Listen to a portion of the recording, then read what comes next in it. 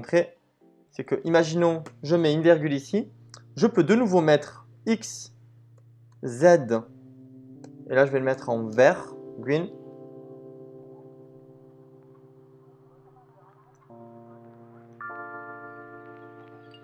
Et voilà, là j'ai mes deux courbes qui s'affichent tout d'un coup. Vous avez vu, c'est cool. Alors ici, on n'est pas obligé de mettre que des couleurs. Par exemple, si je fais ça, voilà, j'ai des petits triangles à la place de la courbe. Donc ça, il y a beaucoup de petits trucs comme ça un peu à faire. Je vous les mets à la fin. Bien pour la régression multiple. Ouais, c'est pas mal du tout. T'as vu, c'est stylé ce petit truc comme ça là, ces petits points. Ouais, c'est pas mal du tout. Tous les petits tricks un peu comme ça à écrire avec les couleurs, etc. Je vais vous le mettre à la fin de Matplotlib. Enfin, à la fin de ce Goal Collab, je vous mettrai un résumé de tout ce qu'on peut faire en fait. Un genre de code où il y a toutes les lignes traçables et comme ça vous l'avez. Ok? Donc voilà, on continue. La suite, ça serait quoi? La suite, c'est on va afficher plusieurs courbes, mais dans des carrés différents. Ok? Donc c'est parti. On appelle ça. Mais des carrés différents, mais quand même dans le même canevas. Ok? Donc un canevas, en gros là par exemple, il y a un canevas, c'est un carré autour où vient ce graphique, mais pas ce carré là. Ce carré c'est le graphique, mais en fait il est dans un autre carré qu'on ne voit pas et qui s'appelle le canevas. Donc là on va garder un seul canevas, mais mettre plusieurs graphiques dedans, ok? Donc pour ça on utilise les subplots. Donc déjà je vais afficher, je vais...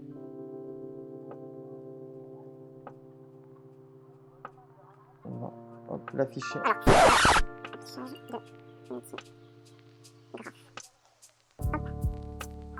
Alors, donc voilà. Donc ici j'ai importé les librairies, mais n'hésite pas à aller sur le lien Twitch et tu as le Google Colab et tout ce que je fais en direct si tu veux. Donc ici j'ai importé les librairies, ici j'ai créé un tableau que je vais afficher ici. X. Donc voilà, un tableau et avec sa puissance et machin, bon voilà, c'est des tableaux, c'est juste des données. Donc là j'ai mis ce tableau dans un graphe et ici j'ai décidé, donc c'est ici on n'a qu'un seul, c'est X, Y, Z. Et ici j'ai mis X, Y et ensuite j'ai mis X, Z. C'est pour ça que j'en ai deux du coup.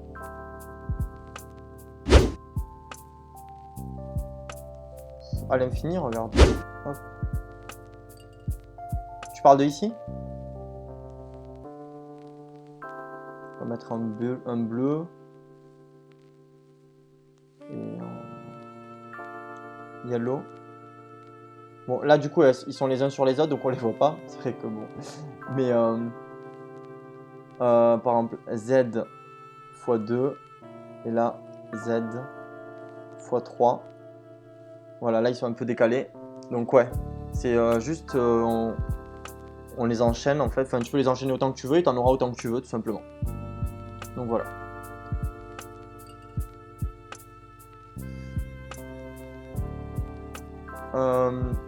Est-ce que vous préférez que je les fasse ou je laisse comme ça pour montrer qu'on peut en mettre plein? Ouais, bon, je vais laisser comme ça. Donc voilà, maintenant on va servir de subplot. plt.subplot. Donc en fait, subplot, c'est un truc qui va permettre de faire plusieurs graphes. Ouais, je vais laisser comme ça. Donc ça permet de faire plusieurs graphes. Donc je fais subplot. Et là, regardez. Imaginons combien je veux de carrés. Donc là, je me dis ça. Donc subplot, on va mettre ici en commentaire. Donc subplot pour l'utiliser. Ici, on dit d'abord le nombre de rows. Nombre de colonnes et pour finir ordre. Pour l'instant vous comprenez pas trop mais vous allez comprendre maintenant. Imaginons que en fait j'ai un tableau, d'accord? Et en fait je décide, en fait c'est voilà comme un tableau, je vais décider du nombre de colonnes et de lignes que je veux. Je veux par exemple une seule ligne et 2 colonnes. Ok? Parce que imaginons là je vais tracer 3 graphiques. Ok? J'en trace 3. Ouais, bon, on va commencer par 2. Ok? Donc voilà, je trace 2 graphiques. Ordre, c'est quoi? Tu vas capter dans 2 secondes. Hop. L'ordre, en fait, c'est l'ordre parce que vu que je vais tracer plusieurs graphiques, en fait, c'est pour dire l'ordre de chaque graphique. Mais tu vas voir, plt.plot. Donc là, je fais mon graphique comme ici, plt.plot, ok. Donc je vais mettre mon x, y. Et ici, je vais mettre un R, ok. Donc je continue. Plt.subplot, ok. Donc là, j'ai dit que je voulais un tableau de graphique à une ligne, 2 colonnes, et que le prochain du coup, il est d'ordre 1. C'est l'ordre en fait de mon graphique. Donc là, je le mets. Attribut subplot. Pardon. Plot. Donc voilà, là il y en a un, donc ça n'a pas vraiment de sens ce que je suis en train de faire. Ok. Mais maintenant, si je fais un plt.subplot, et là je fais x, y, non, pardon. Donc maintenant, je dis que toujours, ça je le garde pareil. Donc c'est toujours dans mon, en fait c'est toujours dans le même graphe. Mais maintenant, je vais dire que celui-ci, il est d'ordre, en fait il peut pas être d'ordre 1 parce que lui c'est le, en fait celui-ci c'est le premier graphe. Et là en fait on a le deuxième point plt.plot. Donc là je mets un x, y. Et là je le mets comme tout à l'heure en vert, en green. Ok. Et voilà, magie, on a nos deux graphes. Donc en fait, là on a une ligne en fait. Je dis beaucoup en fait. Donc on a une ligne et on a deux colonnes. L'un est le premier en premier dans l'ordre et celui-là en deuxième. Regardez, si ici je mets du coup 1 et ici je mets 2, ils se sont inversés. Et voilà. C'est aussi simple que ça. C'est même plus que simple. C'est bon? Ok, parfait, parfait. Et ouais, non, mais c'est souvent parfois, donc je réponds pas à la question de suite, mais il faut un peu attendre, c'est beaucoup plus clair. Salut Alexandre.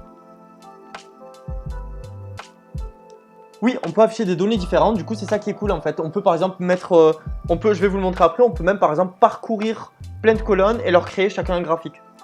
Donc ouais, c'est cool. En fait, si on veut avoir au début, avant de faire une étude, un petit visuel pardon, de toutes nos données, du coup on fait un petit subplot et on se crée plein de petits graphiques, c'est super cool.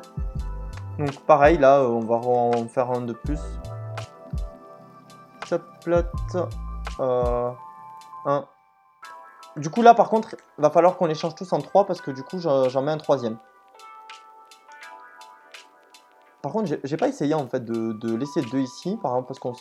Et là, je remets à jour avec 3. Et là, du coup, lui, c'est le troisième. Plt.plot.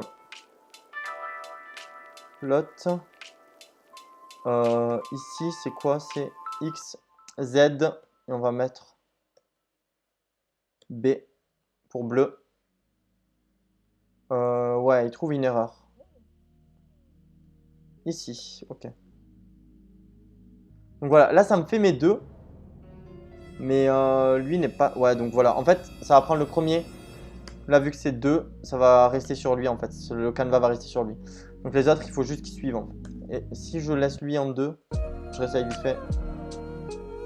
Ouais, donc voilà. Ok, ils disent tout simplement que c'est pas possible. Donc je les mets tous à 3.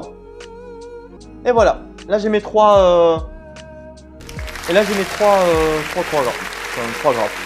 Ok, 1, 2, 3, pareil, je peux toujours changer l'ordre ici et lui mettre lui en 2. Voilà, il s'inverse, ok. Je le remets. Qu'est-ce qu'on peut faire d'autre? Par exemple, on peut tenter si vous voulez. Regardez, là j'ai mis une ligne, 3 colonnes. On peut mettre 2 lignes. Et par exemple, qu'une seule colonne. Non, 2 colonnes. Voilà. Et là, vu qu'en fait, on n'a que 2 colonnes, une fois qu'il a défini les 2 colonnes, il revient à la ligne.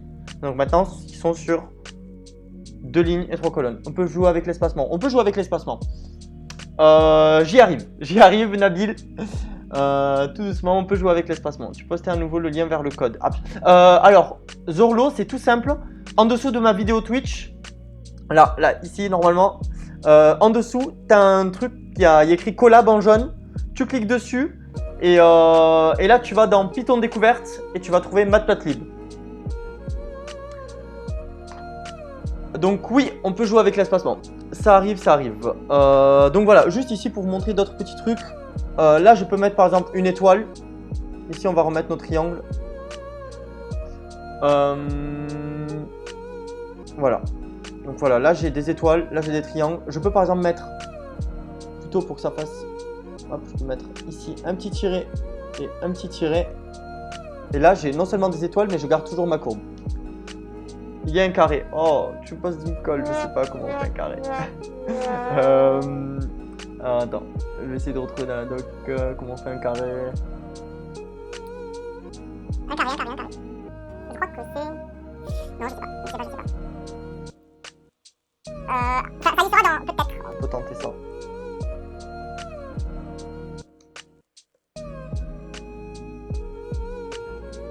Non, c'est pas ça. Avec plaisir, Zolo. Alors, non, c'est pas, c'est un carré. Mais enfin, alors attendez.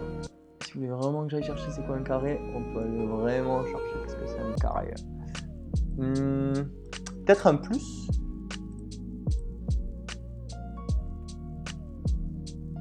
Un plus, ça paraît bien, non? Il a fait quoi le plus? Non, ça fait une croix. Ouais, c'était logique. Donc on n'avait pas.